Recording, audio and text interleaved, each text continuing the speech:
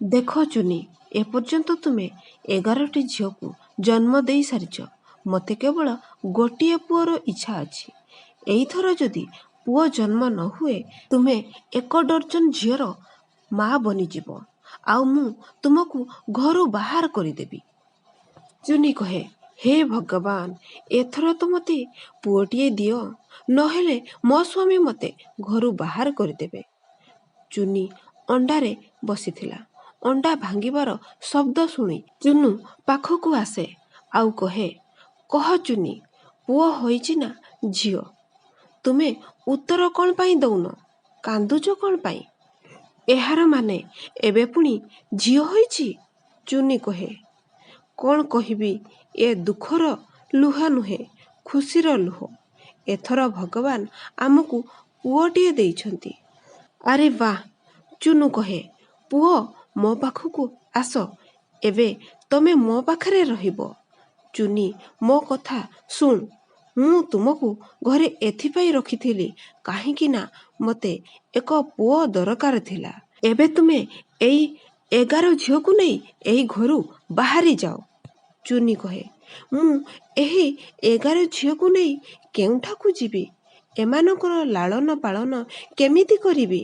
ଏମାନଙ୍କୁ କେଉଁଠାରେ ରଖିବି? ମୋତେ କିଛି ଶୁଣିବାର ନାହିଁ। ବାସ୍, ତୁମେ ଏଠାରୁ ଏବେ ବାହାରି ଯାଅ। ଠିକ୍ ଅଛି, ଭଗବାନ ଯେଉଁଠାକୁ ନେଇଯିବେ ମୁଁ ସେଠାକୁ ମୋ ଝିଅମାନଙ୍କୁ ନେଇ ଚାଲିଯିବି। କେହି ନା କେହି ସାହାରା ତ ମିଳିଯିବେ। ତୁମେ ମୋ ପୁଅର ଯତ୍ନ ନେବ, ଆଉ ଏହାକୁ ବହୁତ ଭଲ ପାଠ ପଢ଼ାଇବ। ଏହା କହି ଚୁନି 11 ଝିଅକୁ ନେଇ ଘରୁ ବାହାରିଯାଏ। ସେ ଦିନସାରା ଜଙ୍ଗଲରେ ଘୂରି ବୁଲେ କି ତାକୁ ରହିବା ପାଇଁ ଏକ ଘର ମିଳିଯାଉ, କିନ୍ତୁ ତାକୁ ଘର ମିଳେ ନାହିଁ। ଶେଷରେ ସେ ଏକ ଘର କବାଟ ପିଟେ। ସେଠାରୁ ଜଣେ ପକ୍ଷୀ ବାହାରକୁ ଆସେ। କ'ଣ କାମ ଅଛି କୁହ? ଚୁନି କହେ, ଭଉଣୀ, ମୋତେ ଏକ ସାହାଯ୍ୟ ଦରକାର। ମୋ ସ୍ୱାମୀ ମୋତେ ଓ ମୋ ଝିଅମାନଙ୍କୁ ଘରୁ ବାହାର କରିଦେଇଛନ୍ତି। ମୋ ପାଖରେ ରହିବା ପାଇଁ ଘର ନାହିଁ। କ'ଣ ମୁଁ ତୁମ ଘରେ କିଛି ଦିନ ପାଇଁ ରହିପାରିବି? କିଛି ଦିନ ପରେ ମୁଁ ଦ୍ୱିତୀୟ ଘର ଖୋଜି ନେବି, ଆଉ ଏଠାରୁ ଚାଲିଯିବି। ଭଉଣୀ, ମୋତେ ସାହାଯ୍ୟ କର। ଯଦି କାହା ପାଖରେ ଘର ନାହିଁ, ତାକୁ ଘରେ ରଖିବା ପାଇଁ ମୁଁ ଠିକା ନେଇନାହିଁ। ଆଉ ଏମିତିରେ ବି ତୁମ ପାଖରେ ଏତେ ଗୁଡ଼ିଏ ଝିଅ ଅଛନ୍ତି, ଏମାନଙ୍କ ପାଇଁ ମୋ ଘର ଖରାପ କରିବି ନାହିଁ। କିନ୍ତୁ ତୁମ ପାଖରେ ଆଉ ଗୋଟିଏ ରାସ୍ତା ଅଛି। ଚୁନି କହେ, କୁହ ନା ଭଉଣୀ, ମୋ ପାଖରେ କେଉଁ ରାସ୍ତା ଅଛି? ମୁଁ ମୋ ଝିଅମାନଙ୍କୁ ନେଇ କେଉଁଠାକୁ ଯିବି? ତୁମେ ତୁମ ଝିଅମାନଙ୍କ ସହ ଆମାଜନ ଜଙ୍ଗଲକୁ ଚାଲିଯାଅ। ସେଠାରେ କୌଣସି ପକ୍ଷୀ ବାସ କରନ୍ତି ନାହିଁ। ତୁମକୁ ଘର ବନାଇବା ପାଇଁ ଜାଗା ବହୁତ ମିଳିବ, ଆଉ ସେଠାରେ ସୁବିଧାରେ ଭୋଜନ ବି ମିଳିଯିବ। ଚୁନି କହେ, କିନ୍ତୁ ସେଠାରେ କୌଣସି ପକ୍ଷୀ କ'ଣ ପାଇଁ ରହନ୍ତି ନାହିଁ? ସେଠାରେ କୌଣସି ବିପଦ ତ ନାହିଁ? ପକ୍ଷୀଟି ହା ହା କରି ହସି କହେ, ସେଠାରେ ଏଥିପାଇଁ କୌଣସି ପକ୍ଷୀ ରହନ୍ତି ନାହିଁ କାରଣ ସେଠାରେ ବହୁତ ବିପଦ ରହିଛି। ଏହା କହି ପକ୍ଷୀଟି କବାଟ ବନ୍ଦ କରିଦିଏ। ଚୁନି ସେଠାରୁ ତା ଛୁଆମାନଙ୍କୁ ନେଇ ଚାଲିଆସେ। ଏଥିମଧ୍ୟରେ ବହୁ ସମୟ ବିତି ଯାଇଥାଏ। ସେଥିମଧ୍ୟରୁ ଛୋଟ ଝିଅଟି କହେ, ମା, ମୋତେ ବହୁତ ଭୋକ ଲାଗୁଛି, କିଛି ଖାଇବାକୁ ଦିଅ, ନହେଲେ ମୁଁ ଭୋକରେ ମରିଯିବି। ଏବେ ବିଚାରୀ ଚୁନିକୁ ସେ ଜଙ୍ଗଲକୁ ଯିବା ଛଡ଼ା ଆଉ କୌଣସି ଉପାୟ ନଥାଏ। ଏବେ ଭଗବାନଙ୍କ ଭରସାରେ ମୁଁ ତୁମ ସଭିଙ୍କୁ ସେ ଜଙ୍ଗଲକୁ ନେଇଯାଉଛି। ଏହା ଛଡ଼ା ଆଉ କୌଣସି ରାସ୍ତା ନାହିଁ। ଏହା କହି ଚୁନି ତା ଛୁଆମାନଙ୍କୁ ଆମାଜନ ଜଙ୍ଗଲକୁ ନେଇଯାଏ। ସେଠାରେ ତାକୁ ଏକ ଖାଲି ଘର ଦେଖାଯାଏ। ସେମାନେ ସମସ୍ତେ ସେ ଘରକୁ ଚାଲିଯାଆନ୍ତି। ସେ ତା ଛୁଆମାନଙ୍କୁ କହେ, ମୁଁ ତମମାନଙ୍କ ପାଇଁ ଖାଇବା ଆଣିବା ପାଇଁ ଯାଉଛି। ମୁଁ ଯିବା ପରେ କବାଟ ବନ୍ଦ କରିଦେବ। କିଛି ବି ହେଇଯାଉ, ଯେପର୍ଯ୍ୟନ୍ତ ମୁଁ ନ କହିଛି କବାଟ ଖୋଲିବ ନାହିଁ। ଯେତେବେଳେ ମୁଁ ଫେରିଆସିବି, ଏହା କହି ଡାକିବି, ମୁଁ ଆସିଲି, ମୁଁ ଆସିଲି, କବାଟ ଖୋଲ। ଏହା ଶୁଣିବା ପରେ କବାଟ ଖୋଲିବ। ଠିକ୍ ଅଛି ମା, ତମେ ଯେତେବେଳେ ଏହା କହି ଡାକିବ ମୁଁ କବାଟ ଖୋଲିବି। କିନ୍ତୁ ତମେ ଶୀଘ୍ର ଆସିବ। ଚୁନି ଯେମିତି ଖାଇବା ଆଣିବା ପାଇଁ ଘରୁ ବାହାରିଯାଏ, ବାହାରେ ଚିଲ ବସି ଦେଖୁଥିଲା। ସେ କହେ, ଆଜି ତ ଖାଇବା ବନିଗଲା, ମୁଁ ଏହି ଚଢ଼େଇମାନଙ୍କୁ ଖାଇଦେବି। ଚିଲ କବାଟ ପିଟେ। ଚୁନିର ବଡ଼ ଛୁଆଟି କହେ, ମା କହିଛନ୍ତି ଯେପର୍ଯ୍ୟନ୍ତ ମା ନ ଡାକିଛନ୍ତି ମୁଁ କବାଟ ଖୋଲିବି ନାହିଁ। ଏପଟେ ଚିଲ କହେ, ଏମାନେ କବାଟ କ'ଣ ପାଇଁ ଖୋଲୁନାହାନ୍ତି? ଲାଗୁଛି ମୋତେ ଏମାନଙ୍କର ମା ପରି ଆବାଜ କରି ଡାକିବାକୁ ପଡ଼ିବ। ତେବେ ଯାଇ ଏମାନେ କବାଟ ଖୋଲିବେ।